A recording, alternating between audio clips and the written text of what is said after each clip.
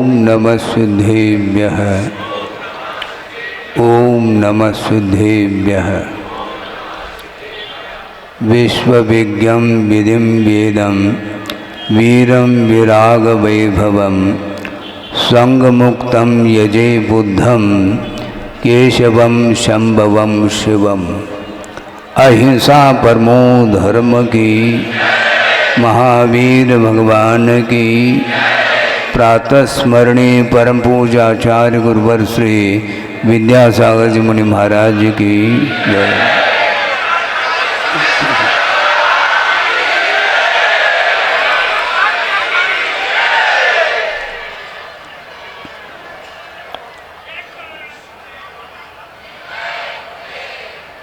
गत वर्ष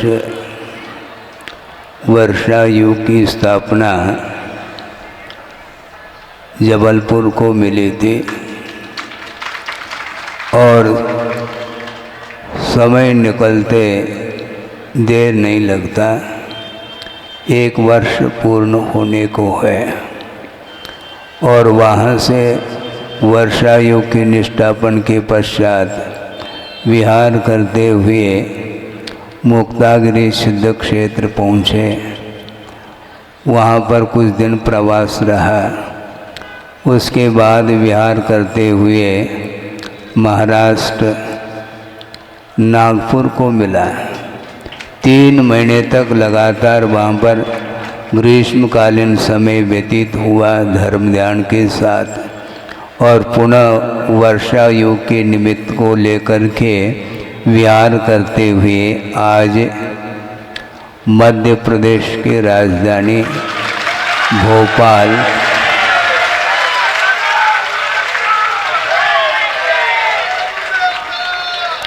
ये ध्यान रखें, ये रिमोट कंट्रोल है गुरुदेव का। जहाँ आशीर्वाद आदेश संकेत होता है उसी संकेत के अनुरूप यह सारा कार्यक्रम होता है। और यह जो कुछ भी दृश्य देखने को मिल रहा है यह गुरुदेव का वैभव है, ध्यान रखो।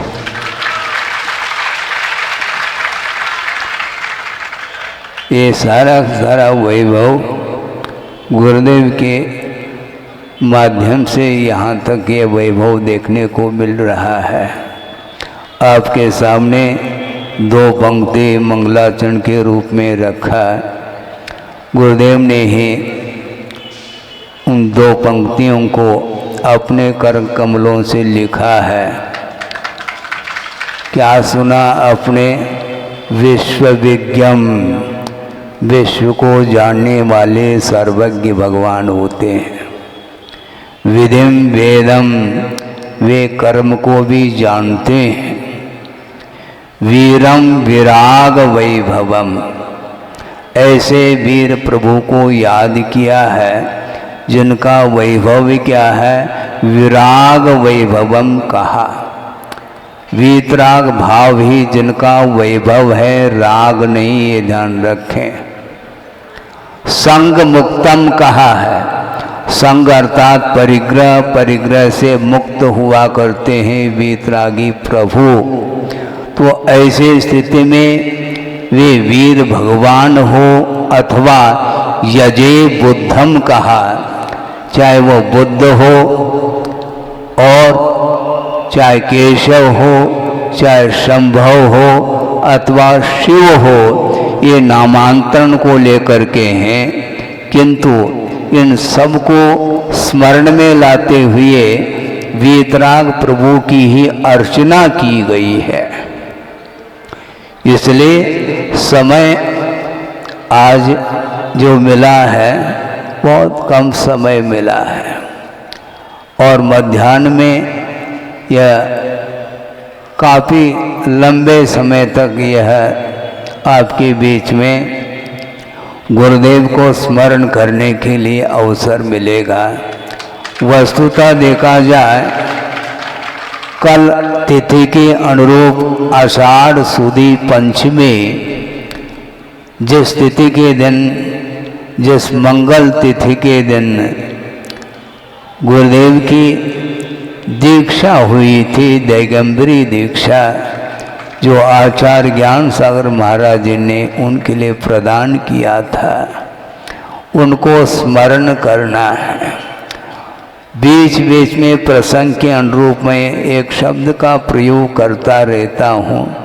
यहाँ पर काफ़ी जनसमूह एकत्रित हुआ है, इसलिए उन्हीं शब्दों को मैं आपके सामने घोषित करना चाहता हूँ। वो ये है, यद्यपि गुरुदेव हम और आपके बीच में नहीं हैं, उपस्थित नहीं हैं, ये बिल्कुल ठीक है, किंतु प्रत्येक व्यक्ति के हृदय में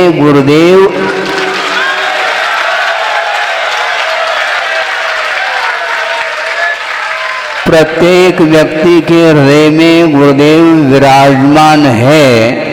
इसलिए मैं नहीं कह सकता कि हम और आपके बीच में गुरुदेव विराजमान नहीं है।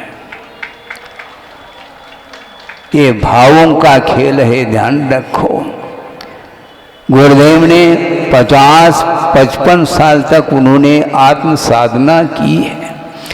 आत्म साधना किस ढंग से की जाती है ये उन्होंने करके दिखाया है। दिखाने की दृष्टि से नहीं, किंतु आत्म कल्याण करने की दृष्टि से उन्होंने साधना की और पूरे विश्व को प्रकाश दे दिया। और हमें क्या करना है? अब हमें कुछ नहीं करना है। गुरुदेव ने जो प्रकाश दिया है उस प्रकाश में चलने का प्रयास करो। गुरुदेव ने जो प्रकाश दिया है उस प्रकाश में भी जो चलना पसंद नहीं करता है उसको भव भवांतर तक चले जाए, प्रकाश नहीं मिलने वाला है। वह अंधकार में संसार में अनंत काल से घूमता आया है, परिभ्रमण करता आया है, उसका परिभ्रमण रुकने वाला नहीं, क्योंकि प्रभु विद्यमान नहीं है, साक्षात हम दर्शन नहीं कर सकते। जिस प्रकार विदेह क्षेत्र में विद्यमान 20 तीर्थंकरों का दर्शन करने का अवसर मिलता है, वहाँ के जो जनता कितनी पुण्यशाली होगी आप कह सकते हैं, बिल्कुल ठीक है। किंतु यहाँ पर गुरुदेव के सानिध्य को हम लोगों ने कितने काफी दीर्घ काल तक उनका सानिध्य पाया और उनकी उपासना की है, तो ऐसी स्थिति में हम कम पुण्यशाली नहीं है। देव गुरु शास्त्र की उपासना करना सीखो। गुरुदेव बार बार कहते थे, श्रमण संघ को ही संबोधित करते हुए वो कई बार उनके मुख से हमने सुना कि वंदना करना सीखो। हैं? एक दूसरे के ऊपर टूट पड़ने का नाम वंदना नहीं है, ध्यान रखें। हाँ, धीरे धीरे हम तो बोलना चाहेंगे। राजधानी में आए हैं और आप लोगों ने मंच तैयार किया और बिठाया है, तो थोड़े बहुत तो बोलना तो पड़ेगा ही हमें। तो गुरुदेव ने ये कहा था कि वंदना करना सीखो, क्योंकि प्रभु की वंदना जो की जाती है वह किसी भी प्रकार से कोई भी अपेक्षा रखे बिना निरपेक्ष भाव के साथ जो प्रभु और गुरु की वंदना की जाती है वही वास्तविक दृष्टि से वंदना मानी जाती है। संसारी प्राणी थोड़ा सा कुछ कर लेता है और वह यह हाईलाइट करता है अपने आप को कि मैंने किया है। ये ध्यान रखो, गुरु कहते नहीं मैंने किया है। और हमने ये 40 साल उनके सानिध्य में रह करके ये पाया है। जिस समय संघ में प्रवेश हुआ था उस समय सन 75 की बात है, 1975। 3-4 ब्रह्मचारी के अलावा और कोई नहीं थे, एक छुल्लक जी थे और गुरुदेव थे। और वर्तमान में देखते हैं तो यह समूह जो चतुर्वेद संघ जो देखने में आ रहा है, ये किनका पुरुषार्थ है? गुरुदेव ने पुरुषार्थ किया, ये ध्यान रखो। वह भी प्रसंग आपके सामने रखता हूं 2 मिनट में, बहुत प्रासंगिक है। कि मंच पर मैं था और किसी के मुख से सुनने को मिला कि महाराज आपका संघ तो अभी सबसे बड़ा संघ है, तो उस समय हमने सोचा उत्तर तो मुझे देना है। उनको ये उत्तर दिया, ये ध्यान रखो तुम भूल में हो तुम। मेरा संग बड़ा नहीं किंतु मैं स्वयं संगस्त हूं।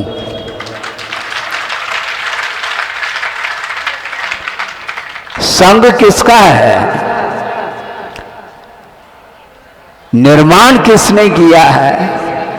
गुरुदेव ने किया है। ये सारा श्रेय उन्हीं को हो जाता है, ध्यान रखो। हम राई बराबर भी कोई काम नहीं करते हैं और हमने अपने आप को हाईलाइट करने का जो भाव रखते हैं, ये भाव वस्तुतः देखा जाए यह अब किन शब्दों में कहें, इसलिए गुरुदेव कहते हैं वंदना करना सीखो। गुरुदेव की उपासना, गुरु और प्रभु की उपासना करना सीखो। हम अभी तक सीख नहीं पाए हैं, इसलिए मैं कहना चाहता हूं, आप सब लोग पाठ पढ़ते होंगे, दर्शन पाठ पढ़ा है कभी? दर्शनेन जनेन्द्राणाम साधुनाम वंदनेन च न चिरम तिष्ठते पापम क्षुद्र हस्ते यथोदकम, ऐसा कहा। अनंत काल से प्रभु की हम लोगों ने वंदना तो की है, साधु की वंदना तो की है, किंतु चिर संचित जो पाप है वह अभी तक धुल नहीं पाया है। इससे स्पष्ट है कि वंदना करने की जो पद्धति है वह कुछ अलग ही ढंग की रही है। इसलिए भीग करके प्रभु और गुरु की उपासना करो। दूसरे को भिगोने में लगे हम, दूसरा भीग नहीं सकता, ये ध्यान रखो। दूसरा तब भीगेगा जब स्वयं भीग करके वंदना करता है, भीग करके भगवान की स्तुति करता है, भीग करके ही भगवान की पूजन अर्चन करता है। उस व्यक्ति को देखते ही अपने आप में ज़्यादा बोलने की आवश्यकता नहीं, वस्तुतः देखा जाए वही प्रभावना करने का अधिकारी सिद्ध होता है। प्रभावना जो होती है वह बिना भावना की नहीं। हाँ, और दूसरी बात यह, महत्वपूर्ण बात तो ये है, गुरुदेव का बार बार कहना रहा कि दूसरे को प्रभावित मत करो। हाँ, दूसरे को प्रभावित नहीं करना। वर्तमान में ये स्थिति बन रही है, कौन कितना मुझसे प्रभावित है। हम ये कहना चाहते हैं ये पंक्ति ठीक नहीं। धर्म से जोड़ने का पुरुषार्थ करो, अपने आप से जोड़ना नहीं। जो व्यक्ति अपने आप को अपने आप से जोड़ने का प्रयास कर रहा है वह धर्म प्रभावना नहीं कर रहा है। धर्म से जोड़ो, अपने आप से नहीं। किसी भी निमित्त से सुनो, किसी भी निमित्त से प्रभाव ना हो, मेरे निमित्त से प्रभाव ना हो, ये ठीक नहीं। ये मेरा और तेरा का जो संबंध है यही संसार का संबंध माना जाता है। कर्म बंध से मुक्त होना चाहते हो तो गुरुदेव कहते हैं मैं का त्याग करो, मैदान में आ जाओ। ये मैंने किया, ये मैंने किया, ये छोड़ो, कोई करता नहीं। हाँ, अपने परिणामों को उज्जवल बनाने का जो पुरुषार्थ करता है उसका कल्याण बहुत अल्पकाल में होने वाला है। वस्तुतः देखा जाए कम समय में धर्म का स्वरूप हम सामने रखना चाहे तो संभव नहीं है। मध्याह्न में और विशेष रूप से गुरु को हम याद करेंगे, क्योंकि गुरु के जो गुण हैं उनका वर्णन करने के लिए बैठेंगे तो पूरा चातुर्मास भी समाप्त हो जाएगा। ये ध्यान, गुण अनंत है, उनका बखान हम नहीं कर सकते।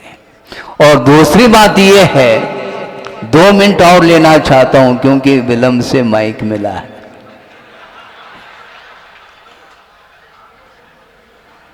लगभग 3 किलोमीटर 4 किलोमीटर से यह समूह चलता रहा। हमने सोचा था कि समय पर पहुंच पाएंगे क्या नहीं पहुंच पाएंगे। बीच में अपने आप ही स्पीड बढ़ गई। शुरुआत में थोड़ा विलंब हो रहा था, लेकिन ऑटोमेटिक ये स्पीड बढ़ गई और समय पर पहुंच गए हैं। तो मैं ये कहना चाहता हूं कि भगवान पूज्य है क्या नहीं? पूज्य है महाराज। किससे? आपकी पूजा से। सुन रहे हैं क्या नहीं? भगवान आपकी पूजा से पूज्य नहीं है, ये ध्यान रखो।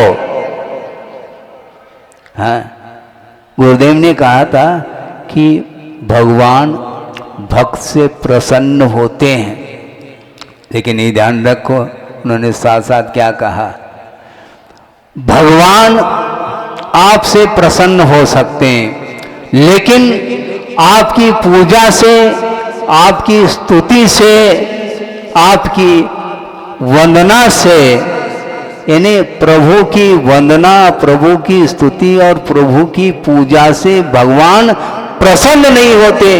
महाराज फिर प्रसन्न किस कारण से होते हैं?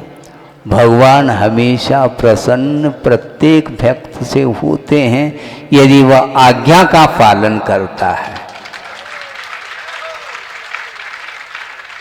स्तुति तो कर लेते हैं, उसमें भी न जाने कौन कौन से अपने प्रयोजन उद्देश्य होते हैं, भगवान ही जानते हैं उसको भी। हाँ, लक्ष्य अलग होता है, उद्देश्य अलग होता है और पूजन करने के लिए हम बैठ जाते हैं।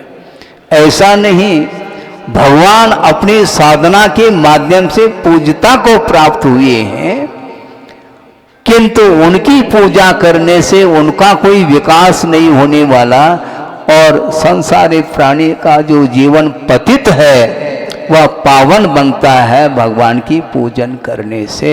इसलिए भगवान की वंदना, भगवान की स्तुति, भगवान की उपासना जो की जाएगी, उनकी आराधना, उसके पीछे और कोई भी उद्देश्य नहीं होना चाहिए। भगवान आपके चरणों में मेरा आने का और कोई एम लक्ष्य नहीं है। भगवान आपने जो मोक्ष पथ पर आरूढ़ होकर के निर्दोष रत्नत्र की जो उपासना करने के फलस्वरूप अनंत गुणों को उद्घाटित किया है, उसी प्रकार प्रत्येक व्यक्ति के भीतर प्रभु बनने की शक्ति विद्यमान है। भगवान हमारे भीतर जो अव्यक्त जो गुण हैं उन गुणों को उद्घाटित करने के उद्देश्य को लेकर के आपके चरणों में आया हूँ और कोई भी मेरा उद्देश्य नहीं है।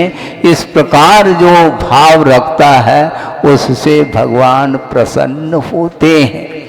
भगवान की आज्ञा का पालन करना सीखो, गुरु की आज्ञा का पालन करना सीखो, क्योंकि प्रभु का जो स्वरूप है वह गुरु ने बताया है। प्रभु का जो स्वरूप है हम नहीं जानते थे। हाँ, नमोकार मंत्र भी नहीं आता था और उन्होंने सब कुछ सिखाया है, लेकिन संसार की रीत है कि वह पक्षी जब तक पंख नहीं तब तक वह बैठा रहता है, छोटा सा है, और माँ दाने चुग चुग करके उसके चोंच में डालती है और चोंच खोल करके बैठता है, और जो ही पंख आ जाए ओम शांति, मतलब माँ को भी भूल जाएगा, पिताजी को भी भूल जाएगा। इसी प्रकार संसारी प्राणी प्रभु को और गुरु को भी भूल सकता है। यह अज्ञान का परिणाम है, ये ध्यान रखो।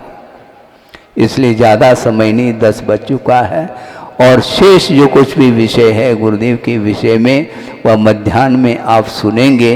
हमारा इतना ही कहना था, जो पंक्ति आपके सामने रखी थी उसका मायना क्या है। विश्व विज्ञम अर्थात जो सर्वज्ञ भगवान है, विधिम वेदम वे कर्म को जानते हैं, वीरम विराग वैभवम कहा।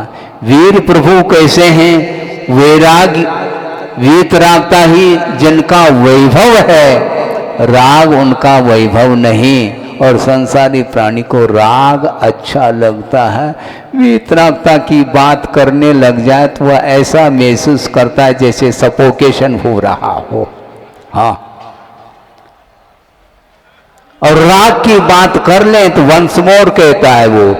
समस्या ये है क्योंकि अनादिकालीन संस्कार होने के कारण तो राग ही अच्छा लगता है। प्रभु के चरणों में जाने के उपरांत भी उसका राग छूटता नहीं है, इसलिए वंदना करना सीखो, ऐसा कहा। वीरम विराग वैभवम संग मुक्तम। संघ और संग 2 शब्द है।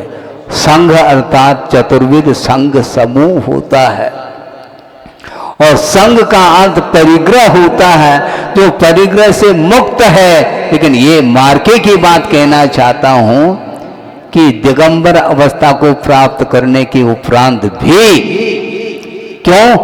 क्योंकि बाहरी परिग्रह का विमोचन हुआ है। अब ध्यान से गौर से सुनेंगे। श्रवण पद को अंगीकार किया, कुंद कुंद स्वामी कह रहे, मैं नहीं कह रहा हूं। बाहरी 10 प्रकार के परिग्रह का विमोचन करने के बावजूद भी यदि अंतरंग परिग्रह विद्यमान है तो वह श्रमणता नहीं मानी जाती। इसलिए यदि इच्छति दुख परिमोखम, यदि तुम दुख से मुक्त होना चाहते हो, परिवज्जतु सामन्नम कहा, श्रमणता कहा, मात्र श्रमण नहीं। श्रमण बनने के उपरांत भी श्रमण के योग्य यदि गुण नहीं है तो वह सामान्य पद नहीं माना जाता। इसलिए अनंत काल से दिगंबरत्व को कई बार, अनंत बार इसको अंगीकार किया है। इसके उपरांत भी इस धरती पर क्यों घूम रहा है, इसे से स्पष्ट है। भीतर से नग्न होना चाहिए। बाहरी नग्नता एकमात्र आधार है भीतरी नग्नता के लिए, किंतु भीतरी नग्नता भाव लिंग जब तक नहीं आता तब तक मुक्ति संभव नहीं।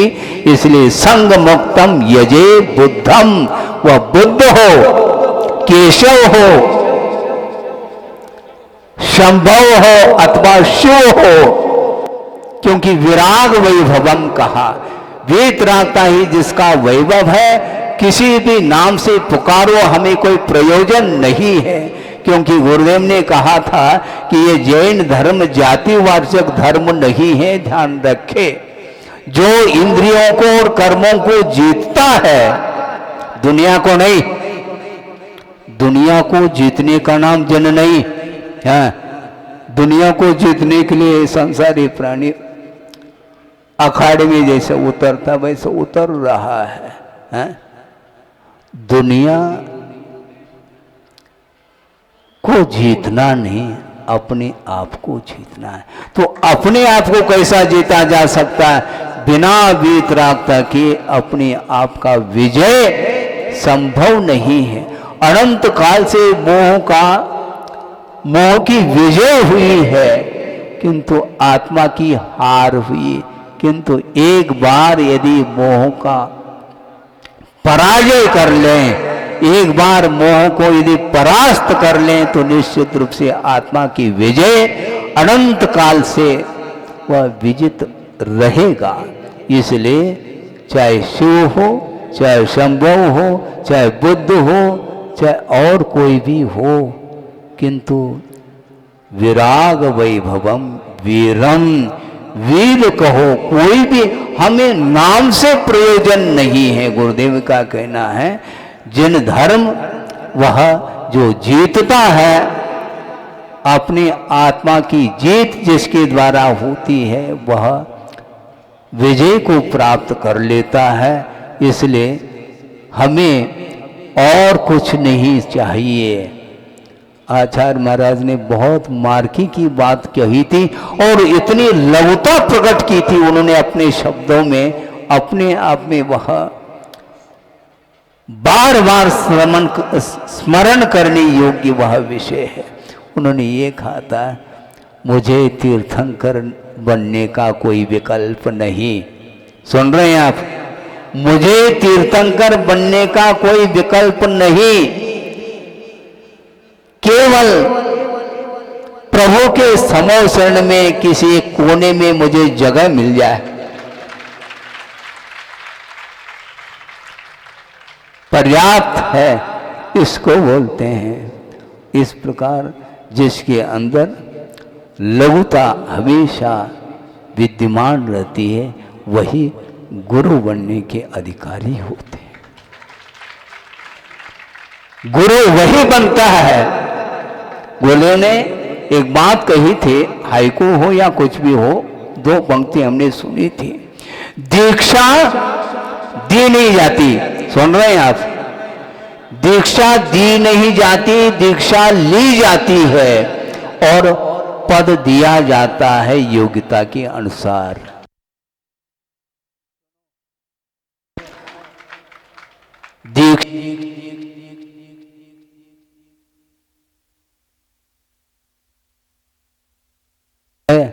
हाँ सुनो, दीक्षा दी नहीं जाती, दीक्षा ली जाती है और पद दिए जाते हैं योग्यता के अनुसार। यदि योग्यता है तो गुरु पद देते हैं और जो दीक्षा लेना चाहते हैं तो उसको दीक्षित करते हैं। ये परिभाषा है, आप सुनेंगे।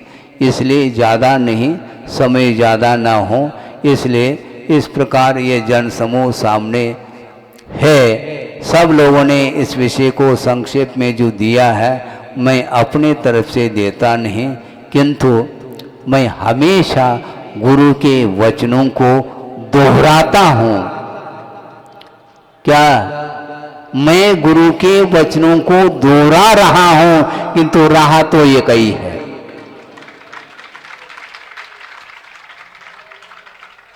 राह एक है और गुरु के वचनों को मैं दोहरा रहा हूं, क्योंकि मेरे पास और कोई वचन नहीं है। अहिंसा परमो धर्म की जय। बोधि समाधि परिणाम शुद्धि स्वात्मोपलब्धि शिव शोक सिद्धि चिंता मनिम चिंतित वस्तुदाने त्वा वंद मानस्य ममास्तु दे। हाँ, अभी सभी लोग बैठेंगे, सभी लोग बैठो, 2 मिनट बैठेंगे सभी लोग।